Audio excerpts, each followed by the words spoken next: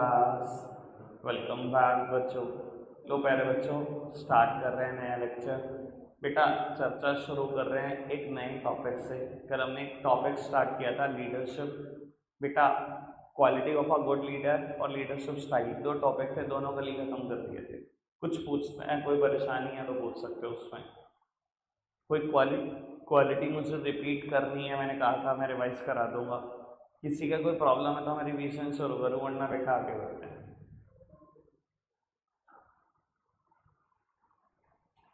बताओ बेटा फटाफट से देख लो, कोई क्वालिटी आपको लगती है मुझे रिपीट करनी चाहिए, मैं कर देता हूँ।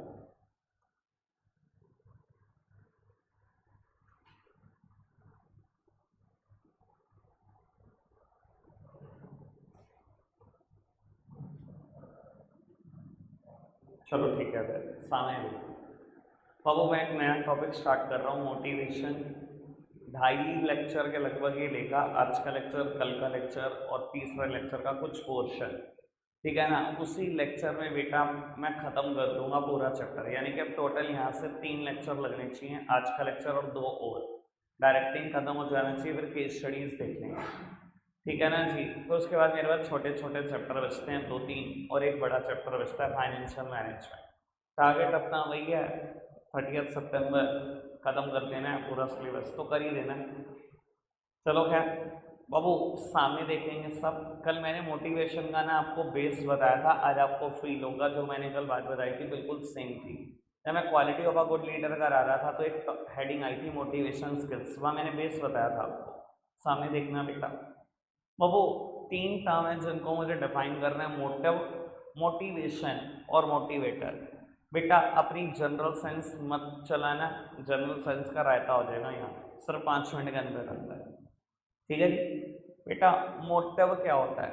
मोटिव होता है बेटा inner thoughts of an individual that stimulate him to take action. किसी भी इंसान के इनर थॉट्स जो उसको कोई भी एक्शन लेने पर मजबूर करते हैं, उन्हें बोलते हैं बेटा motive. Generally need give rise to motive. इंसान की जरूरतें ही मोटिव होती हैं, वही मजबूर करती हैं उसको एक्शन लेने पर। समझाने के लिए एक बात बोलता हूँ। पहले ऑर्गेनाइजेशन के बाद से एक इंसान बहुत भूखा है, 2 दिन हो गए कुछ नहीं खाया। एक बात बताओ, वो कोई भी एक्शन लेने को तैयार हो जाएगा कि नहीं? 2 दिन, 3 दिन, उसके बाद क्या होगा? भाई शायद क्राइम भी ना कर जाए खाने के लिए। तो मानते हो इस बात को? बेटा मोटिव है क्या? इनर थॉट्स हैं आपके जो आपको एक्शन लेने पे मजबूर करते हैं। इंसान की जरूरतें ही मोटिव होती हैं। अगर मैं ऑर्गेनाइजेशन की बात करूं तो बेटा आपकी सैलरी है 30,000 रुपये महीना, सिंस लास्ट 3 ईयर बढ़ नहीं रहा है, एम्प्लॉयर 1 रुपया नहीं बढ़ा रहा। 3 साल हो गए, आप बहुत परेशान हो। अब वो आपके घर की जरूरत ही 40,000 हो चुकी है। मान लो अब आपका घर का खर्चा 40,000 हो चुका है, पहले 25,000 था 3 साल पहले, तो आपका गुजारा चल भी रहा था, अब तो बहुत परेशान चल रहे हो आप। क्या करोगे? इनर थॉट है, परेशान कर रहा है, एक्शन लेने में मजबूर कर रहा है। अब आपको चाहिए या तो प्रमोशन मिले, या कुछ इंक्रीमेंट लगे, या कुछ बोनस मिले, कुछ तो मिले जी। ठीक है ना जी। अब क्या करोगे नोटिस में आने के लिए, एक चीज दिखाने के लिए कि मेरे को जरूरत है? बाबू कहीं ना कहीं कोई भी एक्शन लेने को तैयार हो गए, वो एक्शन ज्यादातर केस में क्या होगा, 1-2 घंटा बैठकर ओवर टाइम करना शुरू कर दिया, एम्प्लॉयर के सामने दिखाना शुरू कर दिया कि मैं बहुत काम करता हूँ, ये सब तो करने वाले हो। तो बाबू मोटिव होता क्या है? Inner thoughts of an individual that stimulate him to take action, generally need give rise to motive. इंसान की जरूरत है, उसको कोई भी एक्शन लेने में मजबूर करती है। बेटा मोटिवेशन क्या होता है? Satisfaction of such need is motivation. इंसान की जरूरतें मोटिव थी, अगर वो सेटिस्फाई हो जाए तो वही मोटिवेशन है। कल भी मैंने बताया था क्या है मोटिवेशन, यही बताया था आपको। बाबू आपको जरूरत थी बोनस की, अगर आपको बोनस ही दे दिया तो? आपको जरूरत थी इंक्रीमेंट की और आपको इंक्रीमेंट ही दे दिया तो हो गया मोटिवेशन? समझ में आई बात? मोटिवेशन क्या है?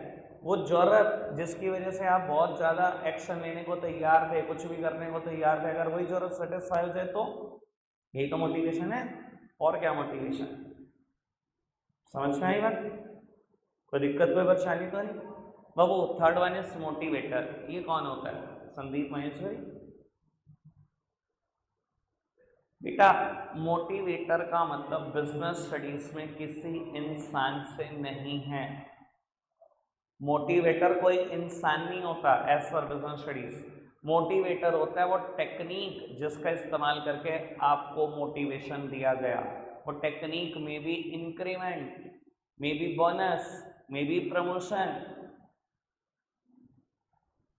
समझ में आ रही है बात? मोटिवेटर कोई इंसान नहीं है, वो टेक्निक जिसके थ्रू मोटिवेशन हुआ उस टेक्निक को बोला गया मोटिवेटर। क्लियर हुई बात? समझ आ गई सारी बात?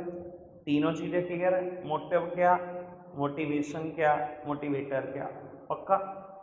बाबू एक ना टॉपिक आ रहा होगा। अच्छा आपको ये भी बता देता हूँ, अभी ना नीचे टॉपिक लिखा होगा सब फीचर या करेक्टरिस्टिक ऑफ मोटिवेशन। यहाँ पर आपने तीनों बातें पढ़ी, एक उसमें फीचर लिखा होगा 4th नंबर पे कॉम्प्लेक्स प्रोसेस लिखा है।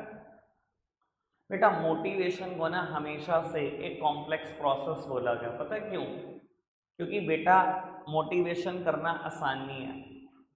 आपको पता है बेटा एक ऑर्गेनाइजेशन में 10-10 हज़ार 20-20 हज़ार एम्प्लॉय काम करते हैं, सबके इनर थॉट्स जान लेना कि उनको क्या चाहिए ऑर्गेनाइजेशन से बहुत मुश्किल काम है। सबके बारे में जान सकते हो सबको क्या क्या चाहिए और सबको वो दे सकते हो जो उनको चाहिए? भैया कोई प्रमोशन से आदमी खुश होता है, कोई बेटा रिकॉग्निशन से खुश होता है, कोई बेटा इंक्रीमेंट से खुश होता है, कोई परक्यूजिट से खुश होता है, अभी आपको पता नहीं परक्यूजिट्स, कोई अलायंसेस से खुश होता है, कोई एसोप से खुश होता है। बहुत सारी चीजें हैं, बहुत सारे मोटिवेटर हैं दुनिया में। सर हर इंसान की जरूरत अलग है, कितनों की जरूरत जान लोगे और कितनी की जरूरत सेटिस्फाई कर लोगे। That's why motivation is regarded as a complex process. आसान काम नहीं है सारे एम्प्लॉइज को मोटिवेट करना, मुझे नहीं लगता कोई भी ऑर्गेनाइजेशन कर सकती है। समझ में आएगा?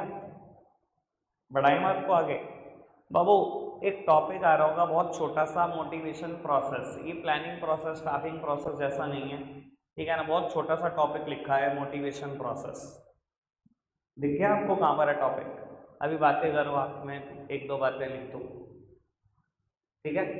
आप गप्पे मार लो इतने।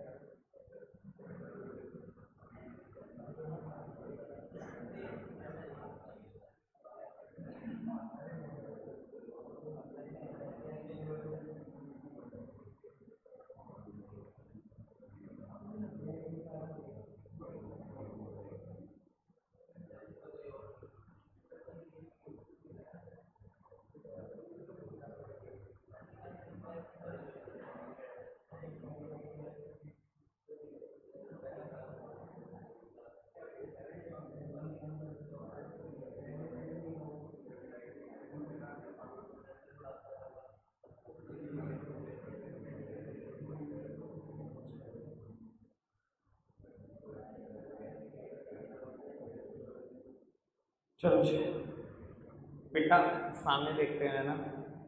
बाबू मैंने ना मोटिवेशन प्रोसेस को ना स्टेप बाय स्टेप लिख दिया। टोटल 7 स्टेप से मिलकर बना हुआ प्रोसेस है, पर वैसे नहीं लिखना जैसे प्लानिंग प्रोसेस स्टाफिंग प्रोसेस लिख रहे थे।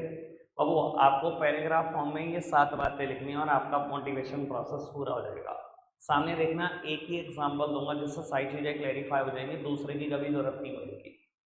बाबू मोटिवेशन प्रोसेस में 7 स्टेप है। पहला स्टेप है अनसेटिस्फाइड नीड।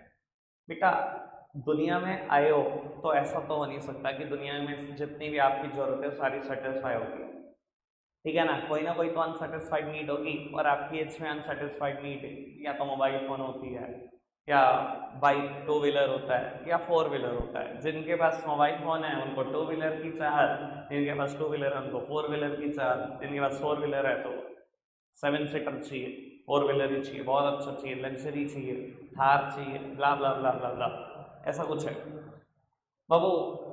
एक आपकी अनसेटिस्फाइड नीड है, मैंने बता दी इनमें से कोई भी जरूरत, ठीक है जी, वो आपको टेंशन दे दिया, ठीक है जी, और उस टेंशन को दूर करने के लिए ना आप कोई भी एक्शन करने को तैयार हो कि मैं एक्शन करूं और वो मेरी नीड सेटिस्फाई हो, ठीक है जी। अब वो आप पहुंच गए पेरेंट्स के पास, अनसेटिस्फाइड नीड है, टेंशन दे रखी है, आपने एक डिमांड कर दी कि मुझे फोर व्हीलर चाहिए, आपके पास मान लो टू व्हीलर है, कोई एक्टिवा है, अब फोर व्हीलर की डिमांड रख दी, और 12th में परमानेंट डायलॉग है पेरेंट्स का, इतने % लाओ ले जाओ, ठीक है ना, डायलॉग फिक्स है, हर पेरेंट्स का सेम डायलॉग है, 12th क्लास में इतने % लाने और जो आप कहोगे वो मिल जाएगा आपको। तो बाबू आप एक्शन लेने को तैयार बैठे भी थे, आपने पढ़ना शुरू कर दिया कि मेरी ये need satisfy. At the end मान लो जितना % पेरेंट्स आते थे उतने % आपने सिक्योर किए और व्हीकल आज दिलाने जा रहे हैं, तो बाबू नीड सेटिस्फाई हो रही है। जैसे ही नीड सेटिस्फाई हो रही है टेंशन भी रिड्यूस हो रही है, get rid of tension, rid work मतलब रिडक्शन से कि टेंशन भी रिड्यूस हो रही है आज। पर बाबू साथ ही साथ मैं आपको एक बात बता देता हूँ, टेंशन रिड्यूस होगी लेकिन इंसान है जरूरतों का पुतला। गाड़ी लेने जा रहे होंगे, रास्ते में होंगे, मान लो कुछ खरीदने जा रहे हो, वेन्यू खरीदने जा रहे हो, कार ह्यूंडई की कार है, वेन्यू खरीदने जा रहे हो, मैं लिख कर दे सकता हूँ, जिस रास्ते से जा रहे होंगे ना उसी रास्ते में बैठ के सोच रहे होंगे आज तो वेन्यू ला रहा हूँ, कल MG एक्टर लाऊंगा 7 सीटर, कल XUV लाऊंगा XUV 700।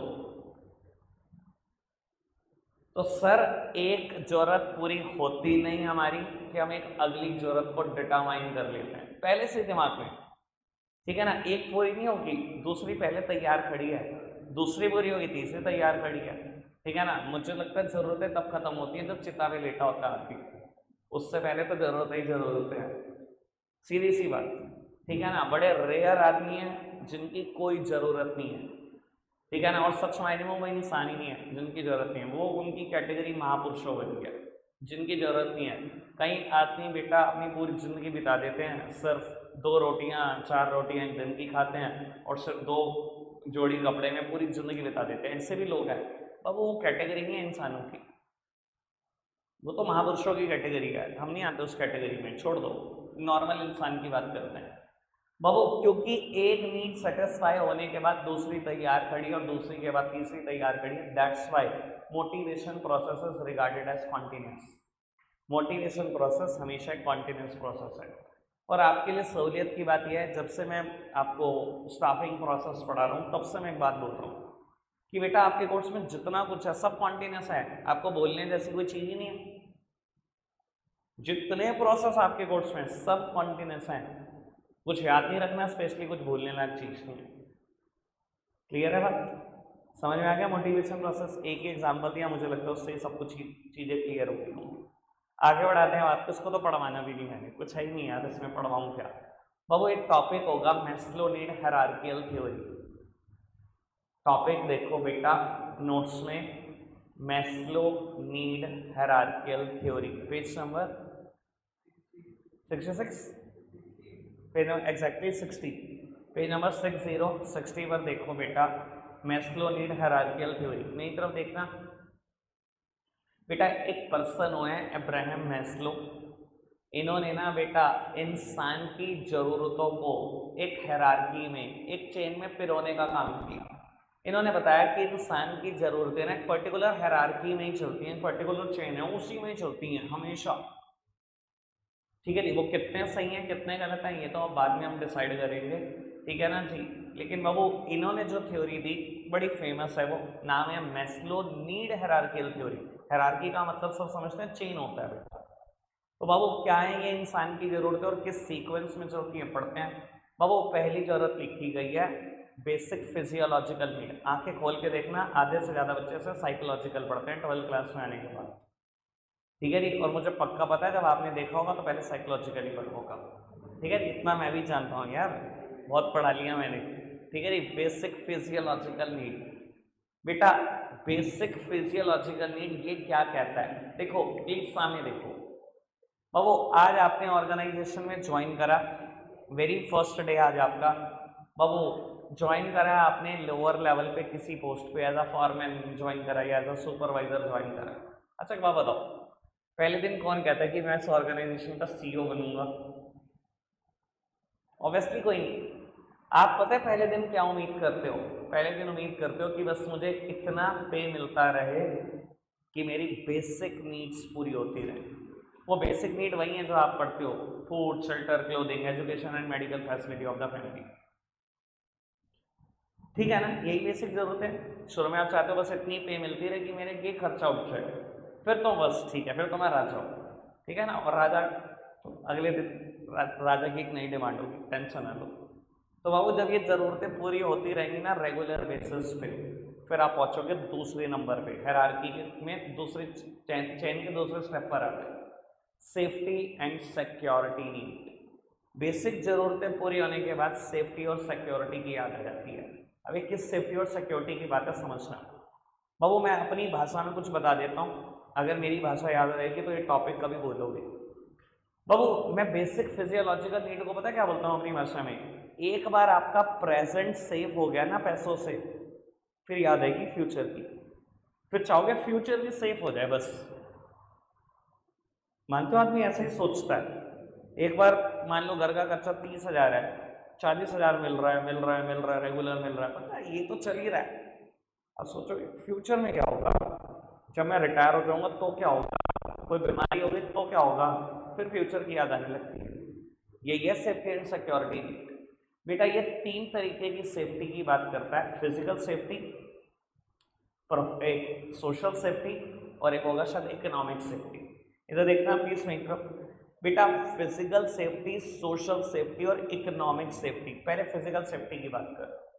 वो जब इंसान का प्रेजेंट सेफ हो जाता है ना, जब basic physiological need regularly satisfy हो रही होती है, तो इंसान को पता क्या लगता है कि भगवान न करे मैं मशीनों पे सारा दिन काम कर रहा हूँ, ऑर्गेनाइजेशन में एक्सीडेंट हो गया तो, हाथ पैर में चोट लग गई तो, एक्सीडेंट हो गया तो घर कैसे चलेगा? अब याद आती है कि फ्यूचर में सेफ्टी मिलेगी, और हम ऑर्गेनाइजेशन से एक्सपेक्ट करते हैं कि वो हमें फिजिकल सेफ्टी दे, और ऑर्गेनाइजेशन देती भी है। आपका लाइफ इंश्योरेंस करा देगी, आपका हेल्थ इंश्योरेंस करा देगी, एक्सीडेंटल इंश्योरेंस करा देगी। ऐसा करके ऑर्गेनाइजेशन आपको फिजिकल सेफ्टी देती है कि भगवान न करे कुछ दिक्कत भी होती है तो कहीं ना कहीं परिवार चलता रहेगा, पैसे आते रहेंगे। ठीक है जी बाबू। दूसरी तरीके की सेफ्टी होती है सोशल सेफ्टी, और बाबू SSS अगर इकोनॉमिक्स याद है तो, social security scheme, employers contribution to SSS, income method अगर याद आए तो। नहीं क्या भैया मेरे को नहीं पता भैया, ठीक है ना, मुझे तुम्हारे से पता नहीं क्या क्या उम्मीद है, तुम मेरी उम्मीदें कैसे कैसे तोड़ते हो तुम्हें पता। बाबू सोशल सिक्योरिटी मतलब रिटायरमेंट के बाद की सिक्योरिटी। भाई ये तो याद आएगी, एक्सीडेंट हो गया तो क्या है, अगर प्रेजेंट सब कुछ सही चल रहा है, सब कुछ ठीक चल रहा है और ऐसा कुछ सोचते भी नहीं हो अपने बारे में, तो याद आती है यार रिटायर हो जाऊंगा तो घर कैसे चलेगा। अभी तो एज 55 साल है, 5 साल के बाद रिटायरमेंट ड्यू है, फिर क्या होगा, फिर परिवार चलेगा कैसे, अभी तो खर्चा निकल रहा है। तो बाबू आप चाहते हो कहीं ना कहीं कुछ सोशल सेफ्टी मिले, और ऑर्गेनाइजेशन देती भी है, provident fund scheme and pension और ग्रेचुटी। मैंने तीनों सब्जेक्ट में बात की हुई है इसकी, तीनों के तीनों सब्जेक्ट में दो दो तीन तीन बार मैं बिल्कुल डिस्कशन करने के मोड में नहीं हूँ इन तीनों चीज़ों का। ठीक है जी, आगे बढ़ाएं बात को। बाबू ये दोनों सेफ्टी समझ में आ गई बहुत अच्छे से। तीसरी तो मैं ऐसा एग्जाम्पल दूंगा बस कायल हो जाओगे आप। Economic safety. बेटा इकोनॉमिक सेफ्टी क्या होती है? Professional satisfaction on the job. आराम से सुनना जरा एग्जाम्पल ताकि अच्छे से दिमाग में जाए। बाबू 2014 में जब मैं CA बना ना, तो मेरे साथ मेरे 2-3 दोस्त भी बने CA, और उन्होंने चूज करी जॉब, मैं आ गया प्रैक्टिस में। तो मुझे पता लगा मेरे एक दोस्त की बहुत अच्छी जॉब लगी है, और आपको सुन के लगेगा बहुत ही मज़ेदार जॉब लगी है। वो उसको 75,000 रुपये महीना ऑफर कर रही थी एक कंपनी, ऑस्ट्रेलियन कंपनी थी, और 5 डेज अ वीक जॉब थी, Monday to Friday, Saturday Sunday दोनों। और जॉब पे काम सिर्फ इतना था कि जर्नल एंट्री बतानी थी, दैट्स इट। कोई भी ट्रांजैक्शन करेगी और जर्नल एंट्री बचेगी, उसका काम सिर्फ इतना था, इतना सिंपल काम। सुन के अच्छा लग रहा है? मुझे भी बहुत अच्छा लगा। मैंने कहा भाई मजे ले रहा है। 75,000 रुपये महीना जनरल एंट्री बताने के। तो एक दिन मिल गया मुझे वो 1.5 साल बाद, टकर गया सहारनपुर में ही में। तो मैंने कहा यार मैंने सुना तेरी ऐसे से जॉब लगी, बहुत मजा आ रहा है। कह रहे कहाँ है मजे यार। मैंने कहा क्यों, क्या दिक्कत है यार, 5 डेज अ वीक, 2 छुट्टियां खा रहे हैं हफ्ते की, दिक्कत क्या है। कहता है पहली बात तो नाइट शिफ्ट है, ऑस्ट्रेलिया में अब दिन देखो किस टाइम होता है, मुझे उसके हिसाब से काम करना पड़ता है, वहाँ के वर्किंग आवर के हिसाब से। दूसरी दिक्कत ये, कहता है यार प्रोफेशनल सेटिस्फैक्शन ही नहीं मिल रहा, ऐसा लग ही नहीं रहा यार सीए हूँ। कहता है 1.5 साल से जर्नल एंट्री बता रहा हूँ, मुझे लगता है कि मैं सीए वाला काम ना भूल जाऊँ। उसे क्या लग रहा है कि मैं सीए वाला काम ही ना भूल जाऊँ। यार हमारी नॉलेज ना 1 साल में 60% डेप्रीशिएट करती है। अगर 1 साल में सच में ट्यूशन ना पढ़ाऊँ ना, तो मुझे याद नहीं आएगा मैं किस जगह पे क्या एग्जाम्पल देता था। 60% नॉलेज उड़ जाती है, 2 साल में तो ब्लैंक हो जाते हो। 2 साल कोई पढ़ाई छोड़ देना, ब्लैंक हो जाता है वो आदमी। तो उसको भी यही फील हो रहा था, और उसने मुझे ये बोला कि यार मैं बहुत जल्दी स्विच करने वाला हूँ। मतलब जो चीज़ हमें सुनने में कितनी अच्छी लग रही थी, ठीक है ना, जब उसने मुझे बात बताई ना, तो मैंने बच्चों को तब से ये एग्जाम्पल यहाँ देना शुरू करा। इकोनॉमिक सेफ्टी क्या होती है बेटा, professional satisfaction on the job, जो ज़्यादातर दुनिया को नहीं होता। वही हम सेफ्टी एक्सपेक्ट करते हैं ऑर्गेनाइजेशन से कि मुझसे वही काम कराए जिस चीज़ के लिए मैं बना हूँ, मतलब मेरे कैलिबर के अकॉर्डिंग काम मिले। क्लियर हुई बात, समझ आ गई अच्छे से। अब आप वो प्रेजेंट सेफ है, फ्यूचर भी सेफ है, मतलब पैसों से सेफ हो गया, ठीक है जी। प्रेजेंट में भी कोई टेंशन नहीं आने वाली, फ्यूचर में भी कोई टेंशन नहीं आने वाली, ऐसा ऑर्गेनाइजेशन ने इंतजाम कर दिया। अब आप हायरार्की में और आगे बढ़ोगे। बाबू थर्ड लेवल नीड क्या है? एफिलिएशन और बिलोंगिंगनेस नीड। बेटा क्या कहती है एफिलिएशन और बिलोंगिंगनेस नीड? बेटा एफिलिएशन नीड कहती है कि अब एक एम्प्लॉय एक ऑर्गेनाइजेशन में का एम्प्लॉय, नॉर्मल ह्यूमन बीइंग क्या चाहता है? फ्रेंडशिप हो, लव हो, अफेक्शन हो, अटेंशन हो, सोशल एक्सेप्टेंस हो। बाबू एक बार पैसे से सेफ्टी मिल गई ना, अब कहीं ना कहीं बेटा ये दुनिया का दस्तूर है, दुनिया चाहती है यार सोशल, यार सोशल बीइंग, अकेले थोड़ी आइसोलेशन में थोड़ी जी सकते हैं। हम चाहते हैं यार फ्रेंड्स होने चाहिए यार, ऑर्गेनाइजेशन में यार अच्छा खासा ग्रुप होना चाहिए मेरा। मानते हैं ऐसे ही होता है, शायद हम ऐसे ही सोचते हैं, हम अपने स्कूल में जाते हैं तब भी हम ऐसे ही सोचते हैं, आइसोलेशन में बिता दोगे स्कूल लाइफ अकेले, ऐसे यार क्या बात कर रहे हो। तो वो इंसान चाहता है फ्रेंडशिप हो, लव हो, अफेक्शन हो, अटेंशन हो, सोशल एक्सेप्टेंस हो, ठीक है जी। बाबू एक बार प्यार मिल गया, दोस्ती मिल गई, फिर हायरार्की में और आगे बढ़ोगे। बाबू फोर्थ नंबर क्या है? Esteem need. बाबू एस्टीम नीड क्या कहती है? Recognition, respect, self respect, respect from others, ऐसी चीजें दिमाग में आती हैं। बाबू ये सब कुछ हो चुका है, फ्रेंडशिप है, लव है, अच्छी सी गर्लफ्रेंड है आपके पास, बहुत बढ़िया सा ग्रुप है, चलो जी चल रही है जिंदगी। उसके बाद क्या चाहता है आदमी? उसके बाद आदमी चाहता है यार रिकॉग्निशन होनी चाहिए। किसी भी जगह पे कोई भी एम्प्लॉय पूछे किनको जानते हो, तो मेरा नाम होना चाहिए भाई, सब जानते होने चाहिए मुझे। ऑर्गेनाइजेशन के किसी भी विंग, किसी भी बिल्डिंग में खड़े हो, भाई ऑर्गेनाइजेशन में अलग अलग प्लेस पे अलग अलग बिल्डिंग है, अलग अलग डिपार्टमेंट है। आप प्रोडक्शन डिपार्टमेंट में काम करने वाले प्रोडक्शन मैनेजर हो, और आप चाहते हो कि सेल्स डिपार्टमेंट का एक नॉर्मल सा एम्प्लॉय भी आपको जानता हो, इतना रिकॉग्निशन, इतना नाम हो, सब आपकी इज्जत करते हो, एक सेल्फ रिस्पेक्ट हो, ठीक है जी। अरे वो मैस्लो की सोच कितनी ठीक है कितनी गलत है वो हम बाद में डिसाइड कर लेंगे, अभी समझ में आ रहा है मैस्लो ने कैसी हायरार्की बनाई है। चलो ये भी सब मिलने लगा। अब लास्ट लेवल की, इसके बाद कोई चीज आपको मोटिवेट नहीं कर सकती ऑर्गेनाइजेशन के अंदर।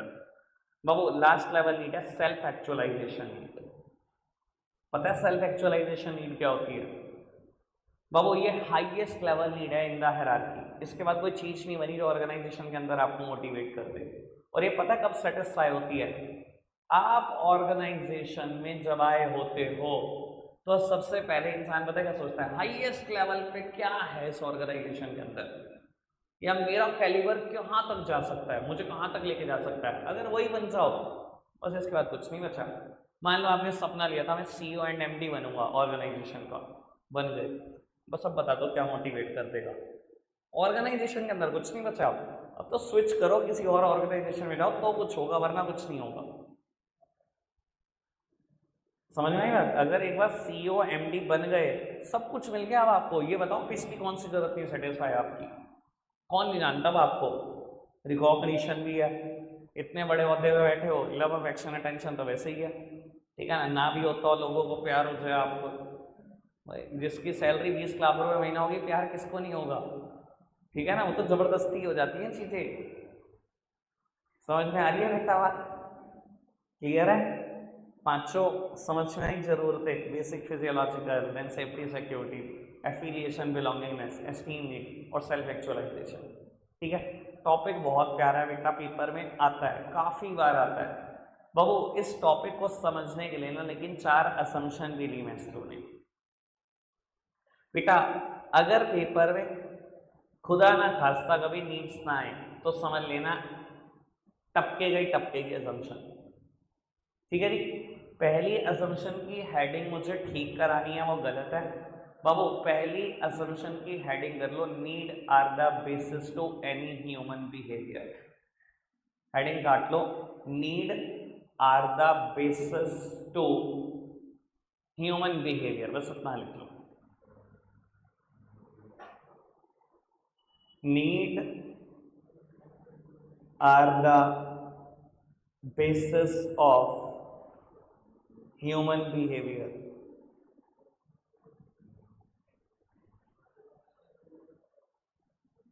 बाबू मैस्लो की ना ज्यादातर बातें ठीक हैं, एक आध बात पे बस मैं सेटिस्फाई नहीं होता, ठीक है जी, और मैं बताऊंगा भी जहाँ मैं सेटिस्फाई नहीं होता। सामने देखना, ये बात मैस्लो ने ना 1001% बिल्कुल सही बोली। बाबू कहता है need are the basis to human behaviour, इंसान की जरूरत के हिसाब से उसका बिहेवियर होता है, और बिल्कुल ठीक कह रहा है। आप दुनिया में ना एक ऐसा इंसान देखो बेटा, और मिल जाएंगे, हर कैटेगरी का इंसान मिल जाएगा जिसकी बेसिक फिजियोलॉजिकल नीड भी सेटिस्फाई नहीं है, बहुत गरीब है, बहुत गरीब है, बेसिक जरूरतें नहीं है, उसका बिहेवियर सोचो। और एक इंसान जिसकी 3 नीड सेटिस्फाई हैं, उसका बिहेवियर सोचो। और एक इंसान जिसकी 5 नीड सेटिस्फाई हो चुकी हैं, उसका बिहेवियर सोचो। सब में बहुत अंतर दिख जाएगा आपको। मानते हो ना बेटा? जिसकी जो सेल्फ एक्चुअलाइजेशन नीड भी सेटिस्फाई कर चुका है, शायद हो सकता है थोड़ा प्राउडी, थोड़ा रूड हो जिंदगी में, जो बेसिक फिजियोलॉजिकल नीड पर ही पड़ा हुआ है, वो शायद बहुत डाउन टू अर्थ हो, अभी दुनिया से उसके एक्सपेक्टेशन बहुत सारे बकाया हो। मानते हो ना? इंसान की बेटा बिहेवियर जरूरतों के हिसाब से है, और ये मतलब इसमें तो कोई डाउट ही नहीं है, मतलब 1001% बात सही है बिल्कुल। सेकेंड हेडिंग क्या है? Needs are in hierarchical order. बाबू सिंपल सा कहना मैस्लो का है कि ये नीड्स इसी हायरार्की में चलेंगी। आपकी मर्जी नहीं है किस पे काम चल रहा है, आपने टाप जाना है वो नहीं टाप सकते हो। थर्ड क्या है? Shifting to the next higher level need only after the satisfaction of lower need, यही है। क्या है? अच्छा, only next higher level needs motivate. बाबू इधर देखना, कहता है only next higher level needs motivate. बेटा एक बार आपकी कोई जरूरत सेटिस्फाई हो गई ना, वो शायद आपको इतना मोटिवेट ना करे जितनी नेक्स्ट हायर लेवल नीड करे। और ये भी बात मैस्लो की बिल्कुल परफेक्ट है, बिल्कुल परफेक्ट। समझाने के लिए एक बात बोलता हूँ बाबू, आपकी ना सेफ्टी एंड सिक्योरिटी नीड मान लो सेटिस्फाई नहीं की, बेसिक फिजियोलॉजिकल नीड सेटिस्फाई चल रही है, इतना कमा रहे हो कि परिवार चल रहा है, ठीक है, परेशान रहते हो फ्यूचर को सोच सोच के। आज ऑर्गेनाइजेशन ने ना हेल्थ इंश्योरेंस और लाइफ इंश्योरेंस करा दिया आपका, from a company known as Max Life insurance, ठीक है, मैक्स लाइफ इंश्योरेंस है आपका, इंश्योरेंस करा दिया, ठीक है, नीड सेटिस्फाई होगी, फ्यूचर सेफ्टी सिक्योरिटी मिल गई। बाबू कुछ टाइम के बाद ना ऑर्गेनाइजेशन ने आपको दोबारा बुलाया और आपको दोबारा कहा कि अब दोबारा लाइफ इंश्योरेंस करा देते हैं फ्रॉम LIC। क्या ये इतना मोटिवेट करेगा? नहीं, वो तो पहले ही मिल चुका मोटिवेशन, अब वो कहाँ मोटिवेट करेगा और किस एक्सटेंट तक करेगा? कोई मोटिवेशन नहीं आएगा। 2 व्हीलर पहले ही खड़ा है घर पे, एक्टिवा, पिताजी कहते हैं फॉर वेटिंग एक एक्सेस ले ले, कितना मोटिवेट करेगा वो आपको? कुछ भी नहीं करेगा। और कार कितना करती? सेम कहानी यहाँ पर है बाबू। अगर एक नीड पहले ही सेटिस्फाई हो चुकी है, वो दोबारा मोटिवेट नहीं करेगी जितना जितना नेक्स्ट हायर लेवल नीड करेगी, ठीक है ना। अब ये समझने की कोशिश करो, अगर इसके बाद फ्रेंडशिप मिलती, लव मिलता, तो शायद ज्यादा मोटिवेशन होता। समझ में आया? पक्का से लास्ट स्टेडिंग अजम्पशन की, shifting to the next higher level need only after the satisfaction of lower need. इधर देखना, ये मैस्लो से यहाँ मैं बिल्कुल भी सेटिस्फाई नहीं हूँ, गलत बात होता है, ठीक है। वो आप डिटरमाइन करना आपको क्या समझ में आया कि नहीं। मुझे जो समझ में आया, मेरी जो जिंदगी ने मुझे सिखाया कि ये बात गलत है, प्रेजेंट लाइफ में ये बात ट्रू नहीं है। मैं आपको बता देता हूँ, मैंने ना ब्रैकेट हटा दिया, जब मैं पूरा मैटर लिखता था बाद में ब्रैकेट में लिखता था कि this assumption is not true in the present scenario, मैं लिखता भी था ये बात, फिर मैंने हटा रखा। बाबू कहता है आप अगली लेवल नीड पे तभी शिफ्ट कर रहे हैं जब आपकी पिछली सेटिस्फाई होगी हो। Sir practically it is not true. आप खुद बताओ ईमानदारी से, आपकी भी बेसिक फिजियोलॉजिकल नीड भी सेटिस्फाई है क्या? नहीं है। अपने लिए भी कमा रहे हो क्या? नहीं कमा रहे। अभी तो स्टूडेंट है, कहाँ से कमा लेंगे? सर बताओ किसके सपने नहीं है सेल्फ एक्चुअलाइजेशन नीड के? बताओ किसको लव फ्रेंडशिप अफेक्शन अटेंशन नहीं चाहिए? अभी नहीं चाहिए। इन आर रियलिटी हमें पता है क्या चाहिए? पांचों नीड एक साथ सेटिस्फाई हो जाए। ऑर्गेनाइजेशन में जाऊं नहीं, बेसिक जरूरतें पूरी नहीं हो, पहले सीईओ बन जाऊं। सच बता रहा हूं मैं बेटा। मैस्लो तो कहता है एक के बाद एक नीड पे शिफ्ट करना, एक पूरी हो जाए तो दूसरी पे शिफ्ट करना, दूसरी पूरी हो जाए तो तीसरी की तरफ देखना। सर ऐसा रियलिटी में होता ही नहीं, हम पांचों की तरफ एक साथ देखते हैं। क्लियर है बेटा बात? अच्छे से समझ में आ गई मैस्लो नीड हायरार्किकल थ्योरी का समझ। रखते हैं आज के लिए इतना ही है प्यारे बच्चों। Bye bye.